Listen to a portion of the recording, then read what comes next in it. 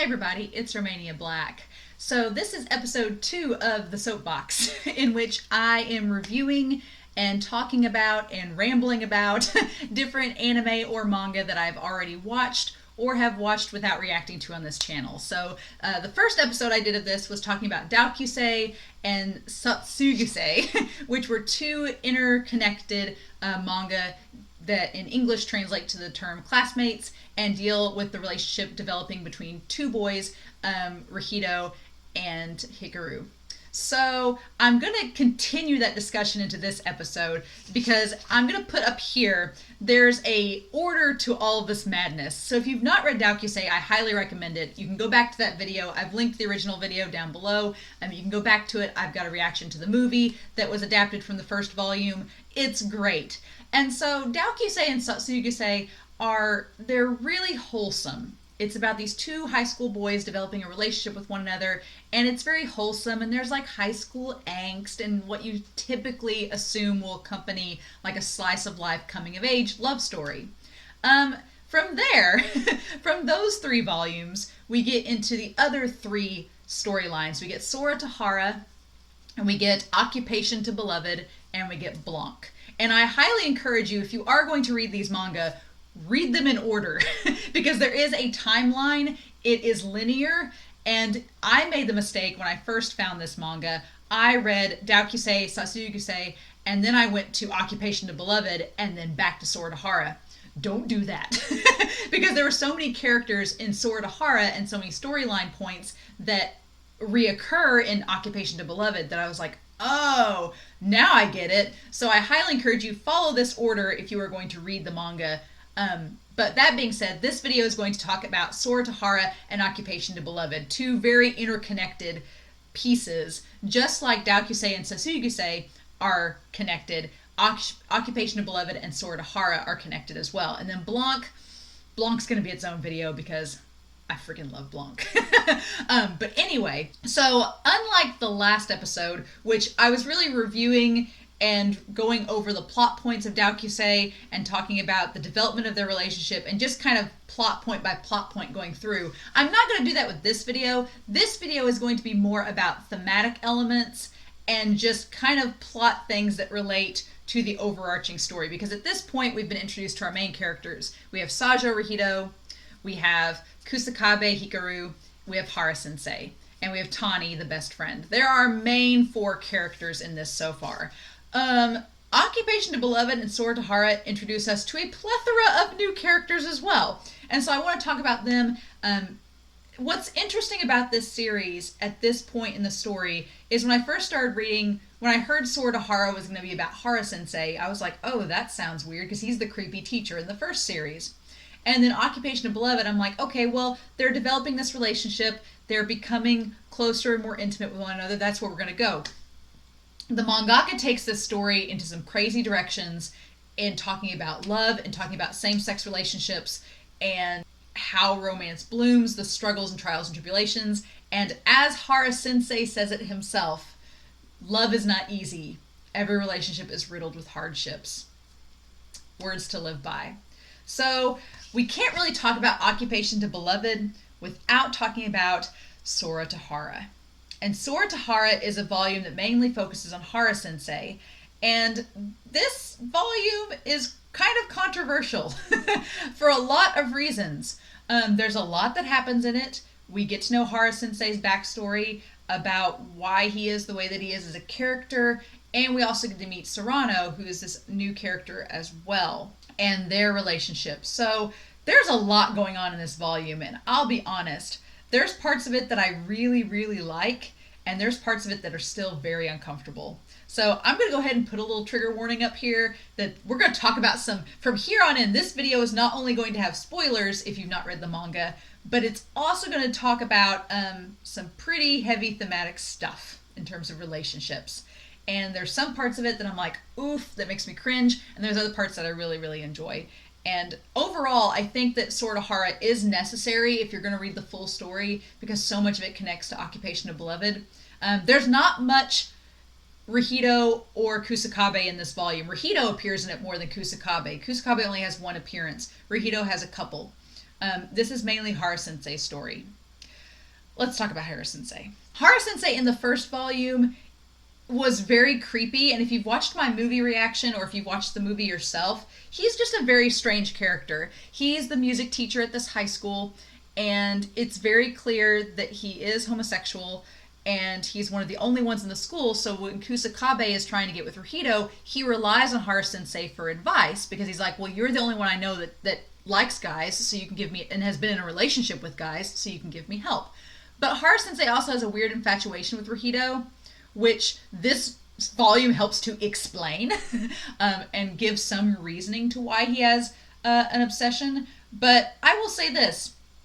Going into this volume, I was dreading reading about Hara Sensei's story, because I'm like, oh, this is going to be creepy and weird. And it is, but I do respect Hara Sensei's character a lot more after reading this, and I understand. I don't agree with a lot of his decisions, and we'll talk about those, but I understand why he makes them going into this volume. Like, I get it. I don't like it, but I get it. And that's my thing. Like, I think that there can be characters that are complicated and are not likable and do questionable things that we, as the audience, may morally go, that's not right. But my thing is, if I understand why the character is doing it, I will respect the mangaka more for putting that type of character into a story when their motives are made clear. And I will give the mangaka this. Nakamura does a good job of explaining why Hara is the way that he is. And he does come a long way in this volume from where he was in Doukyuusei. I will say that. So we start off with this. This is the first page of the manga, by the way. I love this. As a teacher myself, I relate to this a lot. I'm not 37 yet, but I like 37 years old, single, Hara-san, and then Hara Sensei, music teacher, first high school of Tokyo Prefecture. As long as you can scribble your name, you can enter this crappy high school. I love it that he's just at this mediocre public school. He's a music teacher. He's 37. He's single. He's like, considers himself at the lowest point of lows. And I'm like, that's a relatable panel right there. So, right off the bat, we get an idea of Hara Sensei's life, and it's that he teaches during the day, and then at night he frequents this bar in town where he either talks to people that he knows or he tries to, hook up and hit on people. And there's this character at the bar that he instantly hooks up with. Like, they talk for like barely a second, and then they're already making out. And at one point during them making out, the character, we don't know their name yet, has glasses, and the character starts to take the glasses off, and Hara's like, no, you can keep them on. And his mind instantly flashes to Rahito. And that's our first signal that this is connected to Doukyuusei. And so if you noticed in Doukyuusei, Hara takes off Rahito's glasses anytime he tries to get intimate with him. And so he's instantly reminded of Rahito when the character tries to take off their glasses. And he's like, oh, no, you don't have to do that. It's fine. So they don't really get anywhere beyond making out. And then the next day, Hara finds out that this person who's been frequenting this bar and getting free drinks from patrons is a high school student. And I won't show you the panel, but I do appreciate that Hara Sensei immediately goes, oh my god, they're 15 years old, 15 years old, 15 years old. Like, it just instantly clicks in his mind. And the one thing I did like about this right off the bat is that Hara Sensei he has learned from his mistakes. He has learned from being infatuated with Rahito. He's like, no, that was a bad idea. I shouldn't have done that. Now Rahito's with Kusakabe. It's fine. I'm not going to make that mistake again. And so he tells this character, who we find out is named Serrano, or Sora, that he's like, no, get away. He's like, let me make this clear, Serrano. I don't do stuff with students. I have morals not to touch my own students. It's like, good on you, Hara. Way to double down on that rhetoric you didn't follow in the first volume, but I'm glad you're telling this kid, because he doesn't know Sora at all. And Sora is opposite Rahito in every possible way, shape, or form. Serrano is like Hikaru, only more gremlin-y and more mischievous and lacking the self-awareness of how bad that situation is. Like, Hikaru and Rahito realize what the situation is. Like, you can't really hook up with your teacher. That's wrong. Serrano doesn't seem to be bothered by it and actually likes it, which it's like, oof, ooh, that's problematic. But I am glad at least that Hara Sensei has the courtesy to say, like, no, stop, we're not doing this. And then, of course, right as he's explaining to Sora how, no, you're my student, no, then Rahido shows up. And at this point in the story, Rahido and Kusakabe have graduated. They are no longer attending high school. And Sora immediately notices that Hara Sensei is kind of flirtatious with Rahido. And it's not really even that he's flirtatious compared to what we've seen in the previous volume, but Hara does give Rahido a lot of like compliments and things like that and talks casually to him because he's known him for so long. And Rahido is likewise very casual with Hara as well. And so Sora suggests, he's like, oh, hey, you're single, you're trying to find somebody. That guy you just talked to, he's graduated, right? He's not your student, so why don't you just go on a date with him? And it's like, well, he's only like a year or two out of high school, so it's still kind of weird because Hara's still 37, so it's still strange. But Sora is just such like a boundless bounce of energy that Hara's like, no. So this leads to the next scene, which is one of the things I do love about Hara's character in this, is that he does take ownership and uses his age as a means to kind of protect Serrano. And Serrano has been going to this bar and getting free drinks from patrons and acting a lot older than they really are. Because again, Serrano's only 15. Like, only 15. So there's one scene, this guy basically tries to drug Serrano. Like, I don't know if it's like a date rape drug or if it's just like ecstasy or some kind of drug, but he tries to drug Serrano and Hara's like, hey, no. And Hara says, I'm his dad, which is believable with the age gap. And so he basically gets Serrano out of a very dangerous situation. And he gets on to Serrano. He's like, what are you doing? You can't just be around strangers like this that will take advantage of you and not realize how young you are. He's like, you can't do this. And he tries to like warn him about it. And he's like, Serrano, you have to understand. He's like, you're 15. You think that love is easy and love is like, he's like, I've been in your shoes. Love is not easy. And I love this panel where he's like, in the end, love is always riddled with hardships. It's not easy. There's no such thing as a perfect relationship and you can't manufacture it. And so Hara's pretty jaded about love. Like he's had, like we talked about in the last volume, Arisaka, who is the teacher. More on him later. That basically Hara is a jaded character and he's had bad relationships, and we were privy to that with Arisaka in the last volume, which that will come back. I have a correction to make on that when we get to him. But he's basically trying to tell Serrano, he's like, look, you're young. You need to date people your own age and have experiences, relationships. Like, quit trying to be older than what you are. He's like, quit trying to rush becoming an adult. And so one of the things I really like is that Serrano keeps pushing Hara to have a date with Rahido. And at this point, if you've read Sotsugyousei and Doukyuusei, that you know that Rahido's getting ready to go off to college, or he's already at Kyoto University at this point, but he comes back to visit. And so Hara and Rahido agree to go out and have lunch together and walk around the mall, like as a platonic, friendly thing. But of course, Serrano eavesdrops to see if it actually goes down and to see if it's going to end up being a date. And then Kusakabe shows up incognito to make sure that Hara doesn't try to put the moves on Rahido.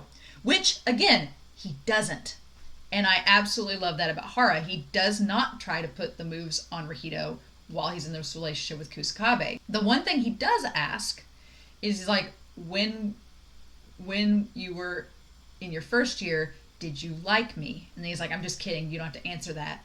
But he looks over at Rahido, and Rahido's kind of blushing like, yeah, he did.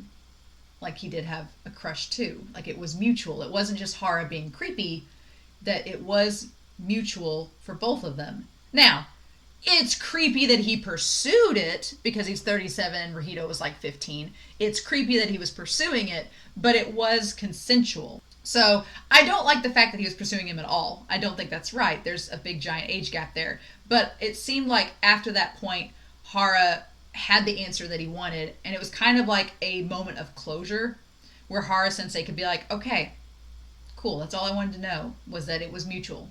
You go with Kusakabe and do your own thing. We're done. And that was it. And so I do appreciate that Hara Sensei cut it off and was like, I'm not going after you anymore. You're in a relationship. You're happy. I got the answer that I wanted. But then Sora's not happy with that. And Sora's like, you just weren't going to date him? And then Hara's like, nah, it's cool. I'm fine. Thanks. Do you want to get a bite to eat while we're here? And then, just as a side note, there was a few pages extra when Kusakabe meets up with Rahido after Rahido's lunch with Hara. And I love the shades that Kusakabe has, his incognito shades. And Kusakabe instantly rents a hotel for them to go hang out. And this panel of them in the hotel is probably one of my favorites, where they're just, he's like, I didn't have to worry about you, right? And he's like, you're such an idiot. And he's like, yeah, you're right. So it's kind of like their trust being built, and then also them kind of, it's our one chance of seeing Kusakabe and Rahido in this volume. They're like barely present, but it's just like a reminder that, oh yeah, they're the main story and they're off somewhere having things happen. I feel like Hara in a lot of ways tries to guide Sora in understanding and connecting to him, like the relationships he had when he was in high school. There's a little bit of that because Sora's afraid of seeing his ex. In the next part of the story, Sora's afraid of seeing his ex because he's afraid, as he tells Hara, I'm afraid that I might fall in love with him again if I do. Which kind of relates back to the moment we just had where Hara had that lunch with Rahido. He dealt with the exact same thing. He was like, am I going to, go back into my old habits being around Rahido? And he didn't. He let Rahido go. And so he kind of tries to give Sora advice about that. He tries to be like, oh, okay, well, don't worry about your ex. Like, it's going to be fine. You're in control. If you don't want to be around him, you don't have to. And everything seems to be doing okay. Until we get to Arisaka, this storyline. So Arisaka is introduced in Doukyuusei in the first volume as being, I thought that he was a teacher around the same time as Hara-sensei, but that is not the case. No, we find out that Hara-sensei was a student when he met Arisaka. So Arisaka's like in his 50s or like upper 50s at this point. He's like in his 50s. He has to be in his 50s at least if Hara-sensei was a student around that time. He has to be in his 50s. Arisaka is. And so Arisaka comes back to be a substitute teacher at the high school. And Sora notices immediately and confronts Hara about it and says, hey, that substitute teacher, he kind of reminds me of Saojo, of Rahido. And that, at that point, was clicking off a lot of bells in my head going, oh, Hara-sensei's first crush on a guy was with this Arisaka teacher. And it didn't work out because Arisaka was married, and that's how Hara found out, like, oh, he wasn't gay. He did take advantage of Hara. They did make out, and he took advantage of that moment. And then it came out later that he was married, and his wife was expecting, so he went on maternity leave and left. And that was kind of Hara's first heartbreak of realizing that. But Sora bringing up that Arisaka kind of reminds him of Rahido kind of connects to Hara-sensei, and Hara-sensei is like, oh crap, do I have a type? Is this just history repeating itself? Was I doing the same thing to Rahido that Arisaka was doing to me? And he has this kind of moment of, crap, oh. So he confronts Arisaka and notices that Arisaka is no longer wearing his wedding ring. And it's interesting because Arisaka and him have this heart-to-heart conversation where basically Arisaka was debating whether or not he was gay, and was like, I followed through with everything I thought I was supposed to do. Like, I thought I was supposed to be a husband and a father, and I thought that's what I wanted. And then we cut to the flashback of him and Hara while he was a teacher and Hara was in school, and he's like basically saying that Hara-sensei is the reason that he realized that he was gay and was okay with admitting that to himself and coming out with that later. And so he says that after his daughter was born, him and his wife separated, and he's not been married since. Hara feels bad for him, but he's like, no, he's like, I haven't, and he hasn't seen his daughter since she was born. That's the thing. He's not been around the daughter, but he's like, they send me pictures, and she's beautiful, and I'm lucky to have my own daughter, even though I'm gay.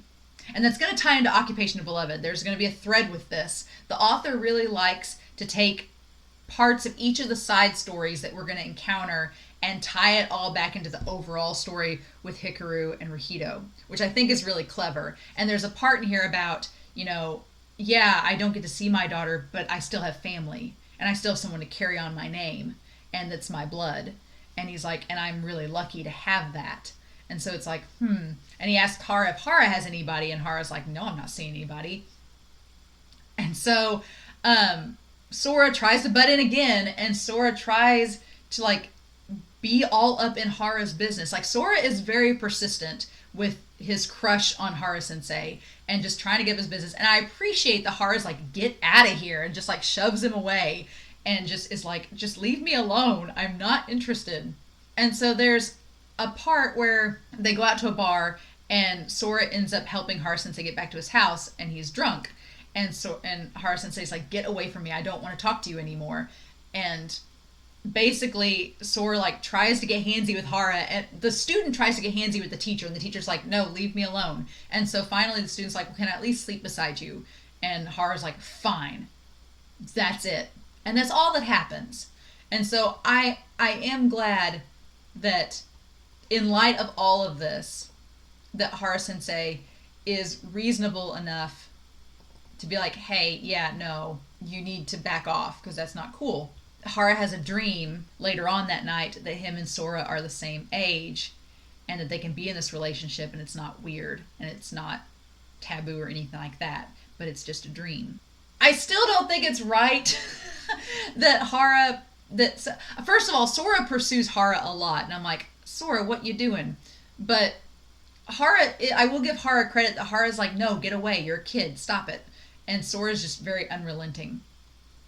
So we find out that Sora knows this person named Koma, and Koma is a fashion designer that's using Sora as a model for his fashion. And that's what Sora kind of does outside of high school. He models clothing for this person named Koma. And Koma happens to know Hara and has known Hara in the past. So there's these connections between these characters that they all know each other. And that will come up in Occupation of Beloved. But here's where we get to the big part of the story. That's the heavy part.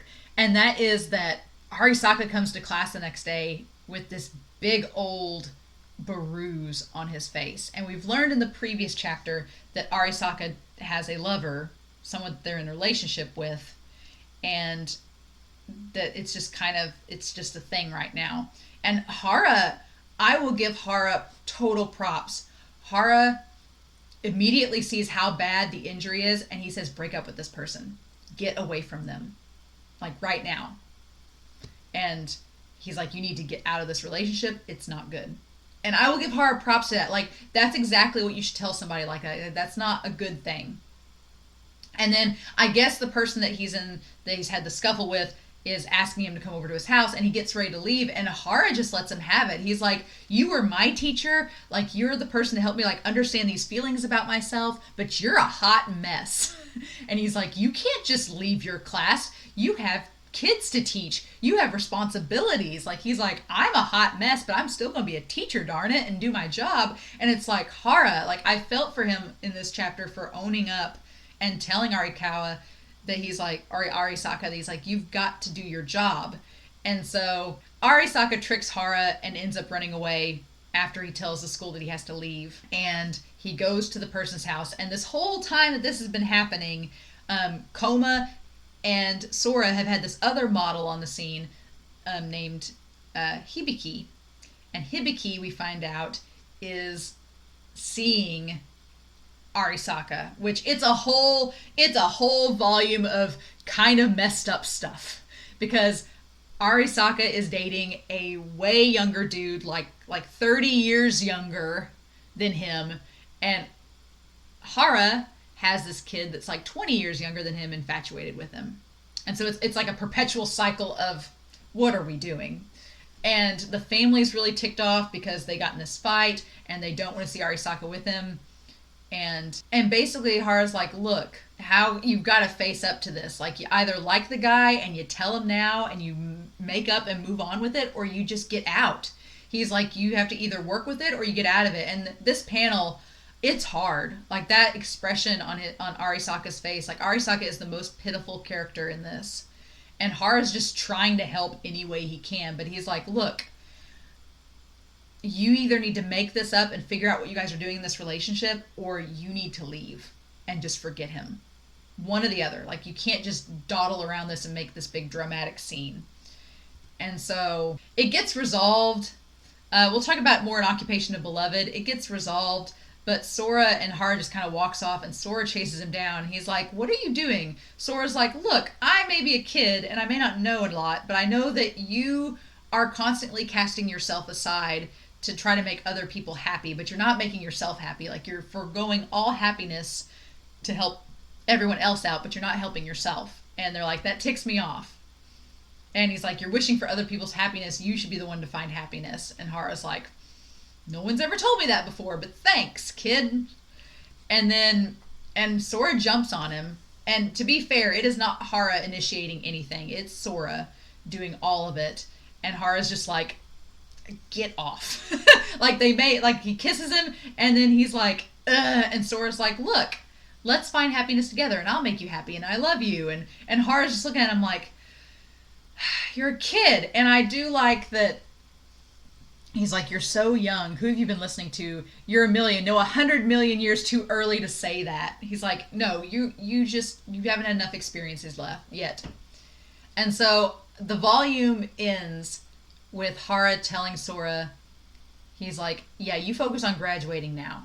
We're not doing this right now. You need to focus on getting out of high school." And there's a part of that you think for a second that maybe Hara's hoping that Sora will find someone like Rahito found Kusakabe that he'll go with. And we'll talk more about it in Occupation of Beloved. But there's kind of a melancholy to his expression here where he's like, he's like, "Don't say these things to me. Like, don't tell me you like me." Because it's kind of the opposite of Rahito. Rahito did not reciprocate any of Hara's advances. And Hara learned from that and was like, "Okay, this was wrong. Let's not do this." But then Sora comes along, and Sora's like poking and prodding at him like, "Hey, I like you." And he's like, "You shouldn't." And I will give Hara credit in this volume that he never puts himself as forcing himself upon Sora, ever. There's not one moment in this where I felt that Hara was pushing himself onto Sora. Sora does it all the time. Sora's like gung-ho teacher crush, hot for teacher. But, notice me, senpai. But Hara does not advance himself onto Sora at all. And I appreciate that because it ties in with Hara's development and growth as a character, that he's learned from his mistakes and he's trying to better himself. And Sora's also trying to help him realize that you can be happy too. You don't have to try to just, help others. You can help yourself as well. So, yeah. It's problematic still because Sora's 15, and even though Sora is the one initiating everything, it's like you're still a 15-year-old. You still haven't seen the world. No. But I do like that Hara is like, come back later when you've graduated and you know a little bit more. But right now, no. So I'm not comfortable with aspects of this, and we'll talk about that later in Occupation of Beloved, but this does set up several of our characters. It sets up Koma, which will come back to him.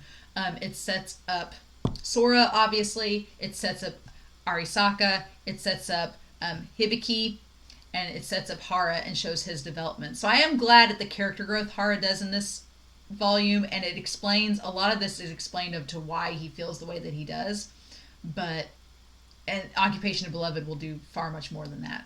So yeah. Let's talk about Occupation to Beloved.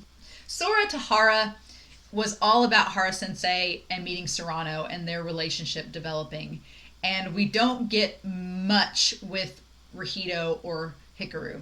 But Occupation of Beloved, unlike Doukyuusei and unlike Sotsugyousei and unlike Blanc, Occupation of Beloved is a collection of short stories that deal with not only Rahito and Kusakabe, but also deals with the characters we've been introduced so far. And it's kind of like the mangaka's way of expanding on the storylines that Sora Hara introduces, that Doukyuusei introduces. It's expanding on those storylines. But Occupation of Beloved is really good in terms of tackling different aspects of relationships, especially for same-sex couples, I feel, in this story. And here's the thing. We start out with Hikaru and Rahito, and it's in the middle. Rahito is full-fledged into his college career. He is at Kyoto University. He's in the pharmacy program. He is full-fledged studying, and it is established that Kusakabe visits him frequently, like not all the time, but they do visit each other, and he comes and stays at his house. And so he comes by, and we get this beautiful image of the mess that is Rahito's life right now. Like, Rahito has all these notes, there's coffee mugs everywhere, like he just hasn't had time to clean, he's just been exhausting himself with work, and Hikaru is like, oh crud, you're busy. And he's like, should I be here? And it's established that no, Rahito, he needs Kusakabe there to kind of like take his mind off of all the stress of studying and schoolwork that he's doing. And Hikaru literally takes the stress off by massaging his shoulders and everything, and they get to kind of be intimate in those moments. But I love that one thing that this series is establishing is the trials and tribulations of long distance relationships. And like balancing the work schedules, balancing him coming and going. Like Hikaru's like, he's like, hey, I'm sorry that I'm interrupting you. And Rahito's like, I'm so sorry I'm not paying attention to you while I'm doing this. And so it's real life stuff that couples go through, especially if they're long distance or if they're busy. It's like, oh, I'm sorry I don't have time. I feel like I should be devoting time just to you, but I'm doing my work. And it's a really cool way for the author to establish that these characters are maturing and growing, but also trying to work with their relationship and develop it. It's not all sunshine and roses, right? And I also love that in the last volume, back in Sotsugyousei, they were on two separate futons, holding hands, like being very innocent about it. And now they're sharing a futon together. And it's like, oh, their relationship is slowly developing and changing and evolving. And it's just really, really sweet. And there's some really, really good moments, like romantic moments that I won't spoil you. By all means, go out. I wish they had an English translation of this so far, but they don't. So if you can't get the Japanese version, you can read it online. But it's so good. It's so good. But so we talk about long distance relationships. We talk about work schedules and relationships, trying to balance around that. And then Rahito makes new friends. And Kinosaki is one of the characters we're introduced with. And Kinosaki is a very interesting character. And I'll admit that upon reading this the first time, I did not like Kinosaki. And I was very much afraid of what he was going to do to this series. Because as far as Rahito and Kusakabe's story has been, it's been very innocent. It's been very wholesome. Aside from Hara Sensei, they've had a really good relationship. And Kinosaki shows up as one of his classmates, that he's part of this club that they're in. And so Rahito joins this club and starts making friends, and Kinosaki befriends him. And Kinosaki notices Rahito, first of all, because he has the hickey on his neck. Like in the last volume of Sotsugyousei, Rahito gives, Kusakabe gives Rahito a hickey, and he goes to school with it and doesn't realize it. And Kinosaki notices it. And so they're at this dinner, at this club function, all talking to each other, and all these girls are asking him, they're like, oh, have you dated people? And he's like, yeah, I dated somebody in high school, but, and we're still going out. And they're like, oh, we want to meet her, thinking it's a woman. And Kinosaki is the one that points out, after the girls have left, he says, you said you were from an Eastern First high school. Those are boys' schools. Like, he sees right through Rahito. And the girls weren't even paying attention. They just thought girlfriend. And Kinosaki was like, you dated a guy, right? And so Rahito's like, oh, yeah. And so he asks about him. Kinosaki's like, okay, well, let's be friends. Tell me about your boyfriend. And he's like, oh, well, we're total opposites. And Kinosaki says, oh, you're attracted to what you lack in yourself. You're attracted to people who have what you lack. And Rahito's like, that may be true. Because it kind of is. Like Kusakabe and Rahito are like yin and yangs. They complete each other. They make up for what each other lacks. And that's what Kinosaki's saying. And you also have to wonder, you're like, so is Kinosaki attracted to Rahito because Rahito is what he lacks? Like the studious, self-assured, confident in his sexuality type of person that Kinosaki clearly does not seem to be necessarily, or is still coming to terms with himself based on this chapter. But I also find it hilarious that Rahito establishes that they don't really call each other very much, because calling each other's kind of embarrassing, meaning that Rahito's still kind of uncomfortable with talking about intimate things on the phone. Like, he wants to be face to face, which I get a lot. So that's interesting that he's still like kind of, they're still in their early honeymoonish stages of their relationship. And he tells Kinosaki a lot about his relationship and how happy he is. What ends up happening, and this is where it got to the point where I was kind of like concerned about Kinosaki's character, is that one of the girls that's in their class has been pestering Rahito to tell more about his relationship, and he's just not been able to do so. And so she asks Kinosaki about it, and Kinosaki says he doesn't know either, but he thinks it's a girl. Well, what happens is that Kinosaki finds out the girl just went up to write to Rahito, and Rahito just told her the flat truth and was like, oh no, I'm dating a guy.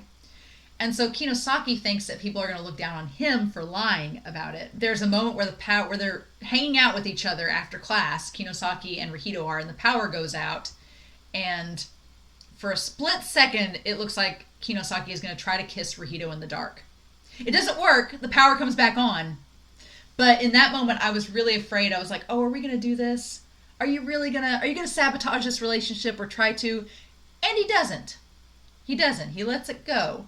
And then we find out later Kusakabe visits, and Kinosaki sees them out, and he sees how happy Rahito is with Kusakabe, and he gets it. Like, he understands what's going on. So that's just like the little side story. I'm glad that it didn't turn out to be any more than that it was just a one shot, here's the thing. But I love that as this story goes on, as these two characters, Kusakabe and Sajo, develop their relationship, that they become more and more intimate with one another. It's a very natural evolution, and nothing seems forced. It just is a natural progression in their intimacy. And so panels like this where it's just casual, it's like, man, a volume ago, y'all would have been just like terrified that happened, but now it's just, everyday stuff. And Kusakabe makes the point, he's like, we're kind of like newlyweds, even though we're not even engaged. We're just in that kind of honeymoon period of our relationship, which is going to come up again in Blanc, but we won't worry about that right now. So we end off, like I said, Occupation of Beloved is a series of short stories, and the first side story we get is about coma. And here's the thing. What I think the mangaka has done in this entire volume is brilliant in terms of a storytelling aspect, because you can tell that Nakamura wants to tell these more advanced, mature, dark relationship storylines, but those type of storylines don't fit Kusakabe or Rahito at all. Like, Rahito and Hikaru are such like wholesome cinnamon buns that they are like newlyweds. Like, everything has the rosy glow, and you could tell Nakamura was struggling, like, I'm not ready to give them all that angst, and their relationship's so wholesome and pure. So where can I put in all this impure things? Coma is a good example of this. So Coma is a character that we meet in Sora to Hara that knows Hara from childhood. He is a fashion designer, and he's been using Sora as a model in his agency, as well as Hibiki, that is dating Arisaka. So it's like all the characters, like 6 degrees of Kevin Bacon. Everybody knows each other in this. But the side story that we get first of all is between Coma and this character named Ryu. And Ryu shows up trying to market himself as somebody to do PR with. And it's funny because Coma turns him away at first. He's like, nope. He's like, no, we're not going to have that. And what ends up happening is that we get a flashback where from the past, it turns out that in the past, Ryu and Coma knew each other and had this extremely sexual relationship. And there's parts of this story that I'm obviously not going to show you on here, but it's very graphic. Ryu is kind of a terrible character. He's like having it out with Coma and this woman at this random woman at the same time, and they just hang out together, and it shows like Coma's descent from just innocence to being like desensitized to how vulgar and vile this relationship can be and toxic this relationship can be. And it goes on for some time, and it's kind of hard to read. And then at the end, Ryu ends up, because he's a sleazy character, the woman tells him that Ryu took all her money and ran and left them both.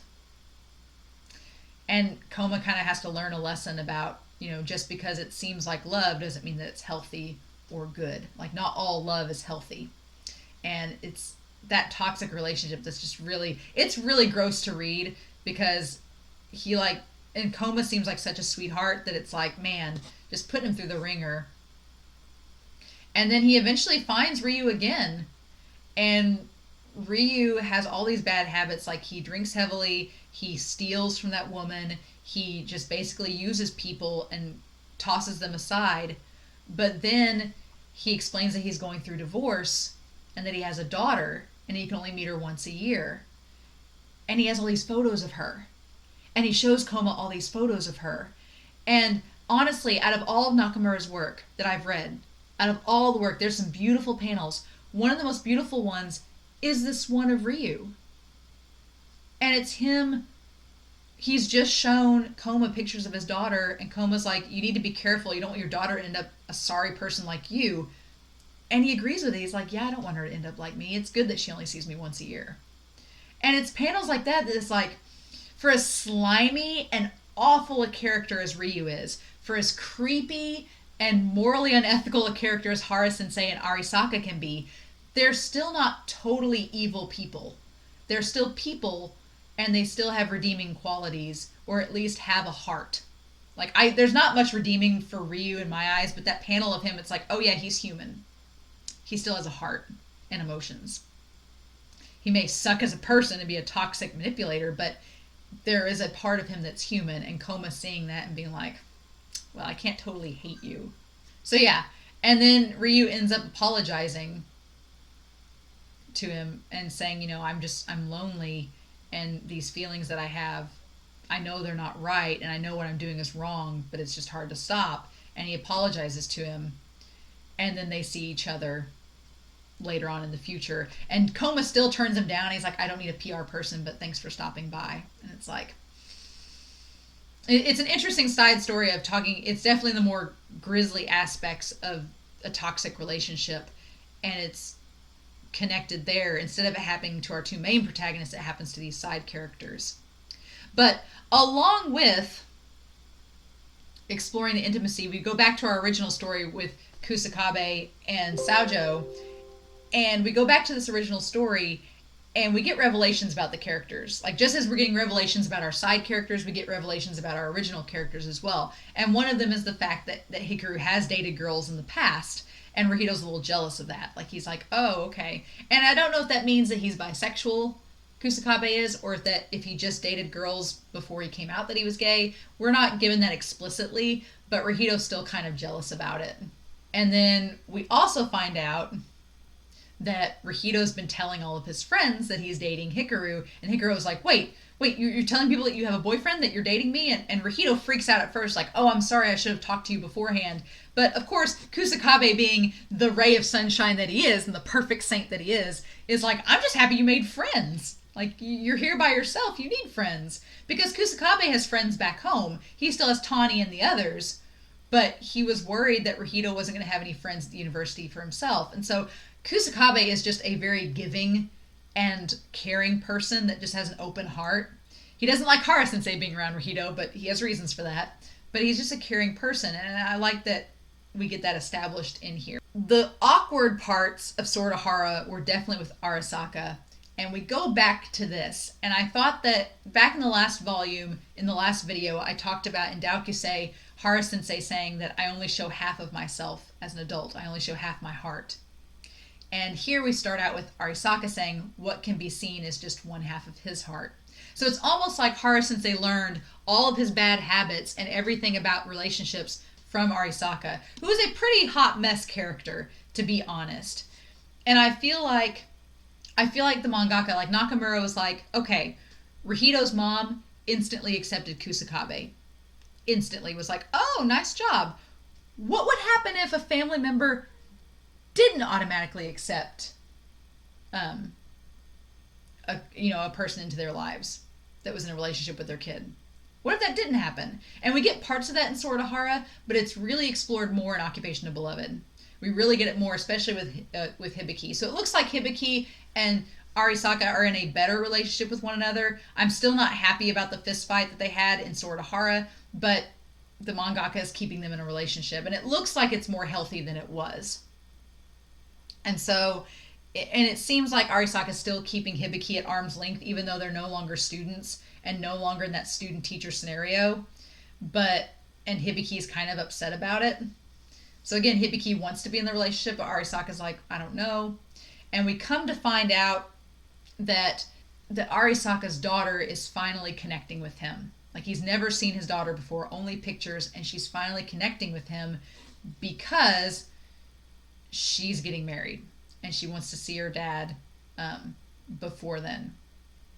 So he goes off to meet the daughter, and Hibiki does not come with him, but encourages him and is like, oh, it's going to be fine. It'll be okay.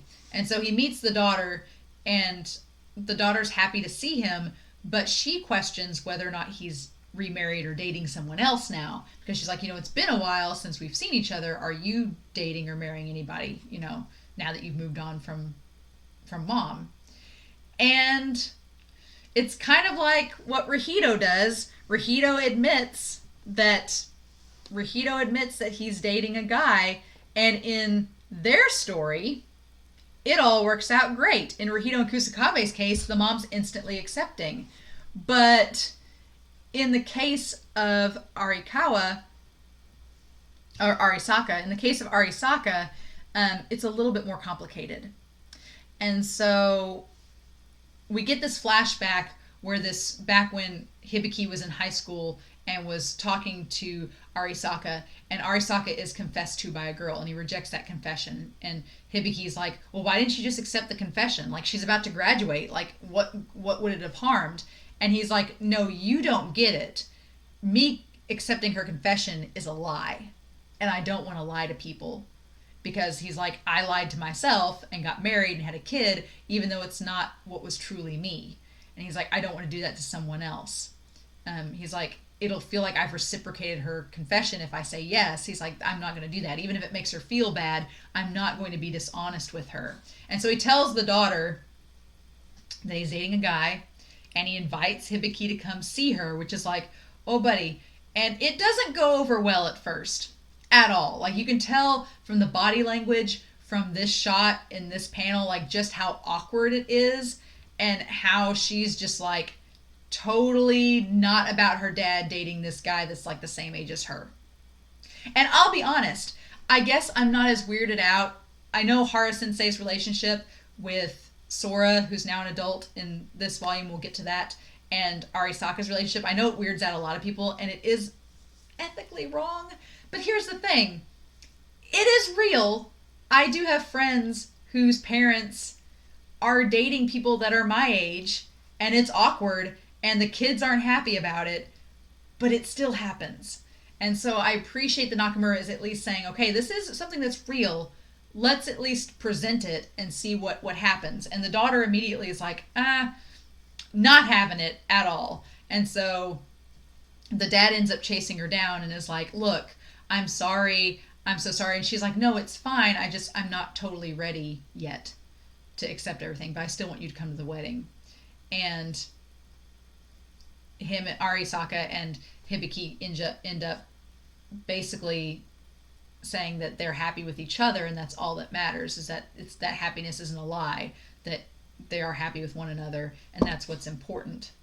And then we cut back to Hikaru and Rahito in the same boat, that they're happy with one another. So on the one hand, I'm not happy about Arisaka and Hara being with such younger people. I am happy that at this point in the story they're out of high school and they're legal adults. So there's that. And it does happen in real life. It's not something I like. It's something I think is kind of morally and ethically questionable at best. But it does happen. And so I give Nakamura props for at least handling it in like it's consensual. It's a consensual relationship at least. I mean, what can you do at this point? So we get in the actual Sword of Hara novel, there's a little bit of backstory about the ex that was talked about with Sora's ex. And we get a little side story here where we find out that the ex was a baseball player, that was Sora's first crush, and they get to meet up as adults later. And Sora's grown his hair out, and it looks really good. And they both kind of like reconnect and realize that, hey, all this stuff happened when we were kids, and we've all grown up and kind of moved on from it. So it's a nice short story in terms of Fujino is his name. His name is Fujino, the baseball player. And it's kind of a nice thing because if you've ever been in a relationship in high school and then you see that person again later down the road and you guys kind of reminisce and you're like, man, we were young back then. It's like, okay. And so Sora kind of admits in this point in the series that Hara Sensei made Sora wait until all 3 years of high school was done and 2 years of college was done. So Hara's like, nope, you need to wait 5 years and see if you're still interested in anybody else before you even try to date me. So good on you, Hara, for at least making them wait and mature. Good on you.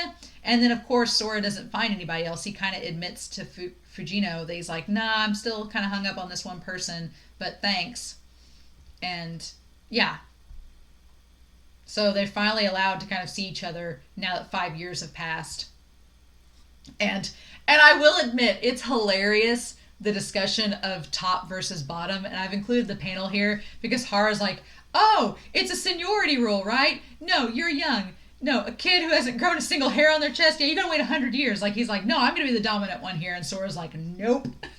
Nope, not having it. And ends up flipping him over and is like, nope, I'm gonna get my way. And Hara calls him a brat. And it's like, yeah. Mm-hmm. Which, granted, I do love the way that Nakamura has drawn this panel. Like, it's really, really sensual and really, really good. But it's like, Hara, you just can't catch a break. So the whole story behind this side story with Hara, because when Hara and Sora, when their side story comes on here, I was like, where are we going with this? Because they had a whole volume. I'm like, is it just to establish that Hara's going to try to date Sora now that they're older? But the truth of the matter is that Hara kind of needs somebody to give him advice and support because he's going to tell his dad that he's gay. And that you find out that his mom has passed away without ever knowing. And it comes out that Hara Sensei's dad is 70, which means that he was 43 or 33. He was 33 when Hara was born. He would have been 33 when Hara was born, if that's the case, if he was 70. And so Sora kind of has a moment where he's like, oh, you shouldn't tell your dad that you're gay, because why would you put that stress on him now? Like, he's 70 years old. If you tell him now, you're just going to freak him out, and that's going to give him more torment and hardship. And Hara kind of like takes that to heart, and he's like, oh, crud, do I actually do that? And then Sora goes to Koma, who we've been introduced throughout this whole thing, and asks Koma about whether he's came out to his family. And he's like, oh, yeah, I have. And Sora asks him why, and he's like, well, I just made my mind to tell the truth. He basically says that they were distant at first, but he couldn't be untruthful to himself. He couldn't lie to himself. So he was honest with them, and that they eventually accepted him. And so Sora kind of says, well, I didn't want Hara to be drug into any trouble necessarily, but then Sora kind of realizes that probably wasn't the best advice to give. So he goes to tell Hara the truth. That he's like, no, you should come out and tell your dad that. You shouldn't try to keep it, to yourself. And I like that Koma says, you're still young. He's like, you're still young. You have plenty of time to tell people, but eventually you're going to need to tell your family. They need to know the truth at some point. You're young now, so you can kind of get away with not saying anything, but he's like, eventually you're going to have to own up to it. So Sora eventually goes to tell Hara what him and Koma have been talking about, and Hara admits that he couldn't tell him in the end. He couldn't admit. And there's a really sweet moment where they're just like, I'm sorry. Sora's like, I'm sorry. I shouldn't have told you these things. Like, you should have told him to begin with. I'm sorry that I tried to sway your opinion. And it's a really sweet gesture that we don't get any like heavy intimate moments between these two characters. It's just more that they support each other, which I like their relationship more on that. Like, we get enough of like the intimacy developing between Hikaru and Rahito, but with Sora and Hara, it's mainly just them supporting each other and being there for each other, which I like that a lot more. I like that aspect of it. And so then we have the side story where we find out that Tawny is getting married and that he's expecting a kid, and there's going to be a high school reunion. And so they get on the discussion of children, which I think is something that was briefly mentioned in the last volume, but Hikaru seems gung-ho about, he's like, have you thought about kids? Like, I want a grandkid for my parents, and I feel guilty towards my ancestors if we don't leave anybody behind. And, maintaining the species, and what do we do? And so they kind of talk about it a little bit, and Rahito's like, well, you'd be a great dad, and it's very sweet, but they're kind of like, I like the fact that this relationship's at the point where they're mulling over future decisions, and they're thinking about, okay, well, what do we do in the future? And then the bike scene where Sajo is wishing Hikaru off, and Kusakabe says, hey, can we start calling each other by our first names? Because one of us is going to take the other's last name at some point. So we're going to have the same last name at some point. Shouldn't we start calling each other by first names? And that's like a big step in their relationship. And it looks like for a second that Rahito's not ready. And Kusakabe's like, you know what? Never mind. Forget it. It's fine. Don't worry about it. But then we get this little panel where he just says, Hikaru. Like he says it. And Hikaru turns back like, you did it. And he's like, take care. And he's like, you too, Rahito. And it's like, ugh. It melts your heart. It's just, so good. So good.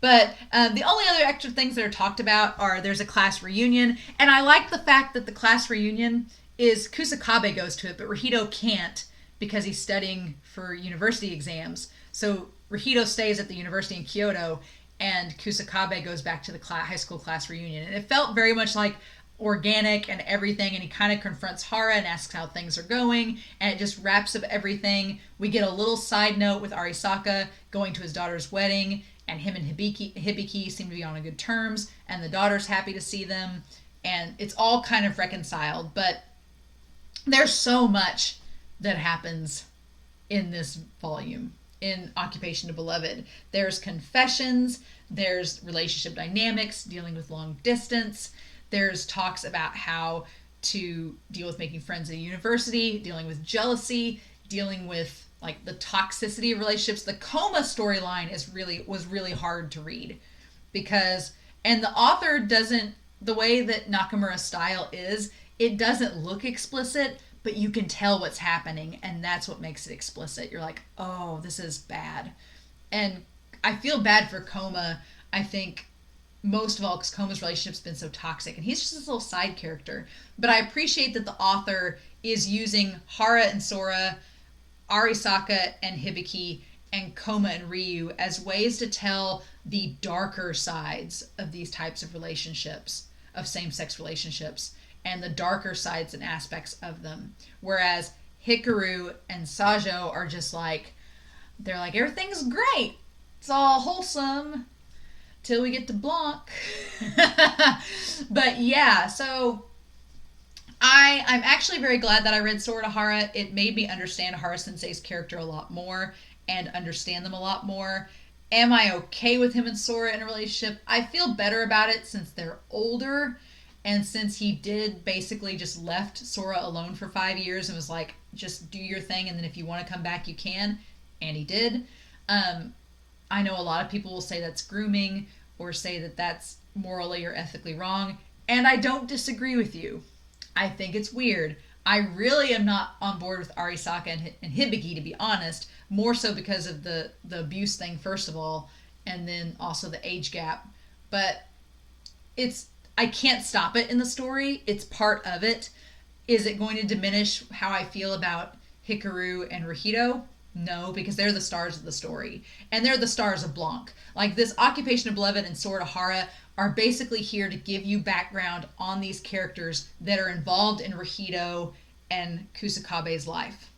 And they'll come back up in Blanc, but they don't nearly share the stage that Rahito and Hikaru do. Like the next part I'm going to talk about, which is Blanc, it's all their story. And it's like, we haven't met Hikaru's family yet. We haven't met Rahito's dad yet. But we gonna. And I feel like this was also Nakamura's chance to introduce these darker story elements in a more natural way, that when they come up between Hikaru and Rahito, it's not going to seem as out of left field. I feel like the author, the mangaka, saying, okay, here's all these story elements that I want to eventually integrate and touch upon with my two main protagonists, but because they are wholesome cinnamon buns and I don't want to destroy them yet, I can't put them through all that, so I'll do it with all the side characters. And then when these themes and tropes come up later on, then it won't feel so unnatural and forced. That's just my thoughts. But Occupation of Beloved, the parts with Hikaru and Rahito are my favorite. They're much better than Doukyuusei. Is it as good as Doukyuusei and Sotsugyousei as a whole? I think as a whole, I prefer the first 3 volumes more than Occupation of Beloved and more than Sora to Hara, just because it's so fluffy and cute and fun. but I do appreciate the storytelling and the intimacy developing between our characters in this series. I appreciate it. Now, my favorite of all in this whole series is going to be coming up next with Blanc, and I'm really excited to talk about it. So I hope you enjoyed my ramblings. I think I've rambled without editing this for an hour. I hope you've enjoyed it. I'm curious to know your thoughts down below. If you have read Occupation of Beloved, or if you have read Sora Hara, what you guys think of it as well. Again, it's pretty controversial, some aspects of it, and I'm not judging anybody that thinks either way. I think there's enough vagueness to a lot of aspects where you can take multiple sides, but I'm curious to know what you guys think below. But with that being said, I hope you all enjoyed this second installment of the Soapbox. Next installment, we will finish up the Doukyuusei series with talking about my favorite installment of it, which is Blanc. So until then, guys, I hope you all have a wonderful week. Please stay safe and take care, and I'll talk to you all very soon. Bye.